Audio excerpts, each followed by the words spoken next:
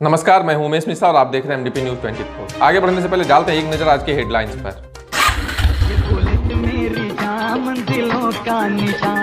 आपके शहर मधुपुर में खुल गया है बुलेट का सर्विस सेंटर, जहां आपके रॉयल इनफील्ड से जुड़े सभी ओरिजिनल पार्ट्स और मॉडिफाई करने का सारा सामान उचित मूल्य पर उपलब्ध है। 75% अभिभावकों ने कहा कोरोना की वैक्सीन आने के बाद ही खोले जाएं स्कूल। 23% बोले अब सीधे नवंबर में खुले। मधुपुर के विभिन्न चौक चौराहों पर एसडीओ के नेतृत्व में चलाया गया मास्क चेकिंग अभियान।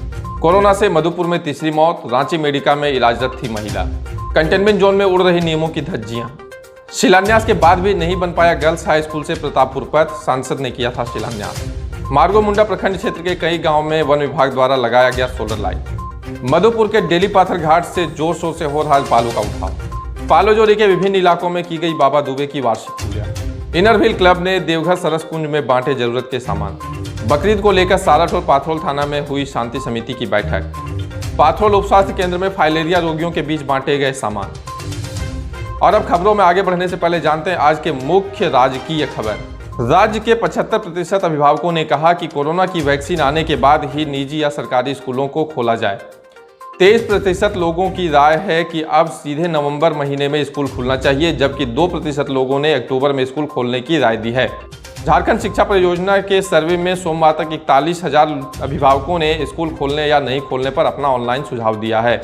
अभिभावकों को सितंबर, अक्टूबर, नवंबर या फिर वैक्सीन बनने के बाद स्कूल खोलने का विकल्प दिया गया है। 30,000 से ज़्यादा लोगों ने वैक्सीन आने के बाद ही स्कूल खोलने पर अपनी राय दी है। मधुपुर के विभिन्न चौक चौराहों पर आज एसडीओ जोगेंद्र प्रसाद के नेतृत्व में मास्क को लेकर जागरूकता अभियान चलाया गया। इस दौरान मास्क न लगाने वालों को कड़ी फटकार लगाई गई और बिना मास्क के निकलने पर कड़ी कार्रवाई की चेतावनी भी दी गई। जिन लोगों के पास मास्क नहीं थे उन्हें मास्क दिया गया। मौके पर एसडीओ जोगेंद्र प्रसाद के साथ कार्यपालक पदाधिकारी सुशील कुमार सिंह, वीडियो अनंत कुमार झा, सीओ मनीष कुमार, थाना प्रभारी सत्येंद्र कुमार के साथ मौजूद थे।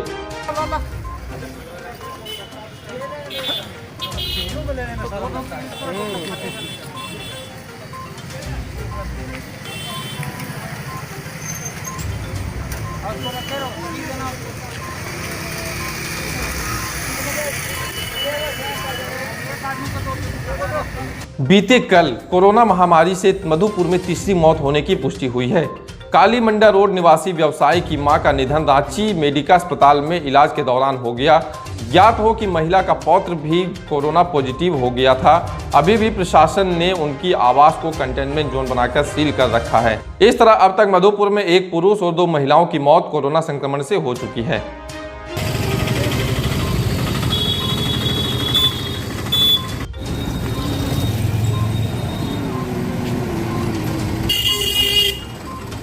बीते कुछ दिनों पूर्व में लगातार हो रहे कोरोना संक्रमण के मामले में हुई बढ़ोतरी के कारण मधुपुर के कई इलाकों को कंटेनमेंट जोन बनाया गया है।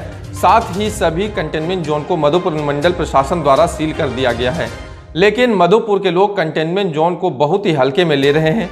आज जब हमारी एमडीपी न्यूज 24 की टीम कंटेनमेंट जोन के दौरे पर निकली तो देखा गया कि लोग पूरे बेखौफ होकर कंटेनमेंट जोन में बहुत ही आसानी से प्रवेश कर रहे हैं। वहीं सिक्योरिटी के लिए तैनात किए गए सुरक्षा बल भी स्थल से गायब थे। यदि मधुपुर के लोग ऐसे ही बेखौफ होकर नियमों को तोड़ते रहे तो शायद आने वाले समय में यहाँ की स्थिति को संभालना मुश्किल हो जाएगा। शिलान्यास होने के 15 महीने बीत जाने के बाद भी विभागीय उदासीनता के कारण करों प्रखंड के गर्ल्स हाई स्कूल से प्रतापपुर पथ का निर्माण कार्य आज भी ठंडे बस्ते में पड़ा है। बरसात के दिनों में यह मार्ग अपने बदहाली पर 8 आंसू बहा रहा है। इस मार्ग से पैदल चलना खतरे से खाली नहीं है। मार्ग में जल जमाव के कारण बरसात के इन दिनों में इस पर आवागमन मुश्किल है। ग्रामीणों का कहना है कि इसी रास्ते से सैकड़ों किसान अपनी धान की गाड़ियां लेकर जाते हैं, लेकिन कीचड़मय होने के कारण गाड़ी पलटने का भी खतरा हमेशा बना रहता है। सड़क की दुर्दशा को लेकर ग्रामीण काफी आक्रोशित हैं। ज्ञात हो गत मार्च में ही सांसद निशिकांत दुबे के द्वारा इस पथ का शिलान्यास किया गया था। ग्रामीणों ने यह भी कहा कि सांसद द्वारा शिलान्यास होने पर पूरे गांव के लोगों में एक आस जगी थी, लेकिन अब तो सांसद भी लगता है शिथिल पड़ गए हैं। रास्ता बहुत खराब है, यहाँ हम लोग आना जाना करते हैं, असुविधा होता है। धान पान ले जाने आने में बहुत परेशानी होता है। करों से प्रतापपुर जाने के लिए ये रोड हम लोगों को बहुत ख़राब हो गया है, शिलान्यास हो गया है, आने जाने में बहुत मुश्किल होता है कि हमारे रोड में बहुत जाने आने का मुश्किल होता है। जैसे धान चलाएंगे। वन विभाग द्वारा मंगलवार को मार्गोमुंडा प्रखंड क्षेत्र के कई गांवों में सोलर लाइट लगाया गया। वन विभाग के कर्मियों ने बताया कि गांव में सोलर लाइट लगाने का उद्देश्य यह है कि वन एवं वृक्ष बचाने के प्रति गांव के लोग जागरूक रहें। वहीं सोलर लाइट लगा दिए जाने से ग्रामीण भी खुश नजर आ रहे हैं। ग्रामीणों ने बताया कि लाइट लग जाने से लोग जंगल व वृक्ष को बचाने के प्रति जागरूक होंगे और वृक्ष नहीं काटे जाने से पर्यावरण भी शुद्ध रहेगा। मौके पर एक स्वर में ग्रामीणों ने कहा कि वृक्ष बचाओ जीवन बचाओ, ताकि पूरे गांव को शुद्ध हवा मिल सके।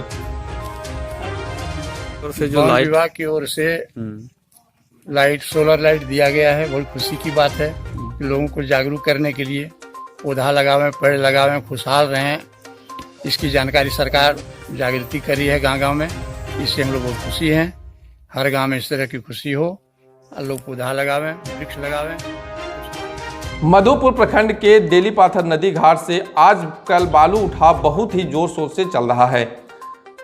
ज्ञात हो कि देवघर जिला उपायुक्त द्वारा घोषणा की गई है कि जुलाई से लगभग अक्टूबर तक किसी भी नदी से बालू का उठाव नहीं होगा, लेकिन इन नियमों की धज्जियां उड़ाते हुए बालू माफियाओं द्वारा अब बड़ी नदियों और घाटों को छोड़कर छोटी छोटी नदियों और जोरियों को निशाना बनाया जा रहा है। बताया जाता है कि हर रोज सुबह से ही ट्रैक्टरों का घाट पर उतरना प्रारंभ हो जाता है और सतर्क माफिया ट्रैक्टरों को एक एक कर ही घाट पर उतारते हैं। विभागीय अधिकारियों द्वारा इन छोटे घाटों की कभी सूध भी नहीं ली जाती है।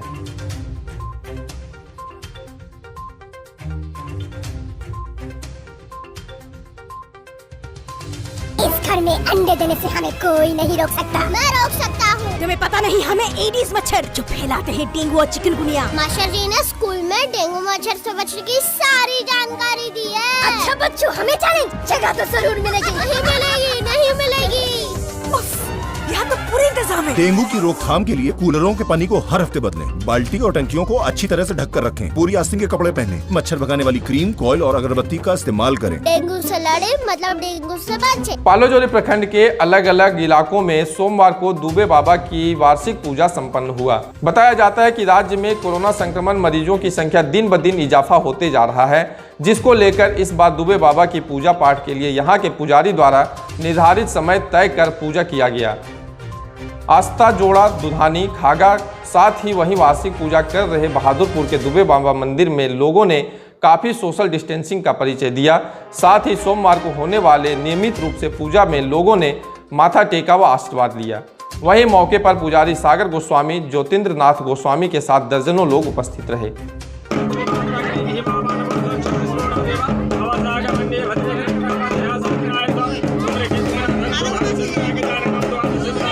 इनर व्हील के द्वारा सरस कुंज में सीलिंग फैन और CFL बल्ब समाज सेवी रीता चौरसिया जी के द्वारा दिया गया। इसके अलावा कुंजलता छापछरिया के द्वारा च्यवनप्राश एवं जूते भी दान किए गए। हर साल की तरह इस बार भी इनर व्हील के उद्देश्यों में बुजुर्गों का खासा ख्याल रखा जाना है। नरेंद्र जी से बात करके इन सभी सामग्री को वहां के उपयोग के लिए दी गई। इस कार्यक्रम में अध्यक्ष अंजू बैंकर, क्लब की ऑनरेरी मेंबर रीता चौरसिया एवं एग्जीक्यूटिव मेंबर डॉक्टर चेतना भारती मौजूद रहे।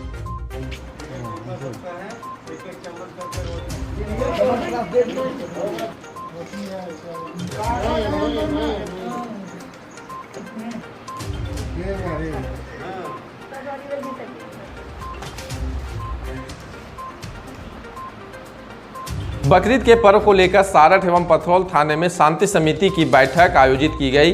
बैठक में प्रशासनिक पदाधिकारियों, शांति समिति के सदस्यों के साथ साथ मुस्लिम समुदाय के भी लोग मौजूद थे। सर्वसम्मति से यह निर्णय लिया गया कि इस वर्ष बकरीद पर्व के अवसर पर जमात में नमाज नहीं पढ़ी जाएगी। सभी लोग अपने घर पर ही नमाज पढ़ेंगे। मौके पर मौजूद सारठ के प्रखंड विकास पदाधिकारी साकेत कुमार सिन्हा ने कहा, बकरीद पर्व सौहार्दपूर्ण माहौल में मनाया जाए। कोरोना के संक्रमण को देखते हुए सभी लोगों ने अपने अपने घरों में नमाज पढ़ने की सहमति जताई। पर्व के दिन कहीं भी लोग ज़्यादा भीड़ भाड़ इकट्ठा नहीं करेंगे। वहीं अनुमंडल के करों थाना में भी आज शांति समिति की बैठक की गई। बकरीद के अवसर पर आज थाना परिसर में शांति समिति की बैठक आहूत की गई थी और जिसमें मुख्य रूप से इसी पर चर्चा की गई कि कोविड-19 महामारी को लेकर के हमें सोशल डिस्टेंसिंग के नियमों का अनुपालन करते हुए इस त्यौहार को घर से ही मनाना है, इसका निर्देश दिया गया है। और कहीं भी सार्वजनिक स्थल पर भीड़ भाड़ नहीं एकत्रित करना है।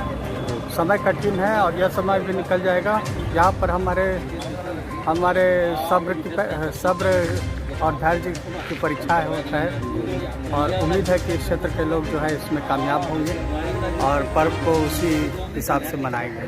मेरी पूरी शुभकामनाएं सारे क्षेत्र के लोगों के साथ। पाथोल उप स्वास्थ्य केंद्र में चिकित्सा विभाग के द्वारा फलेरिया से संक्रमित रोगियों के बीच जरूरत के सामान बांटे गए। सभी फलेरिया रोगियों को एक टब, साबुन, तौलिया, सेवलॉन इत्यादि उपलब्ध कराया गया। मौके पर CMR सिम्पी कुमारी ने बताया कि कुल 5 फलेरिया रोगियों को यह सामान दिए गए हैं और आज के इस कैंप में कोरोना के जांच के लिए भी स्वाब सैंपल लिया गया है। हाँ हाँ, हाथ में भी है। टोटल 5 जन पेशेंट को फलेरिया का जो MDA के साथ है वो दिया गया है, जिसमें एक टब है, टब के अंदर टॉवल है और फिर ग्लव्स है, सैलून है, मग है और एंटीसेप्टिक क्रीम है, वो वितरण किया गया है। उनका बहुत ज़्यादा इन्फेक्टेड है।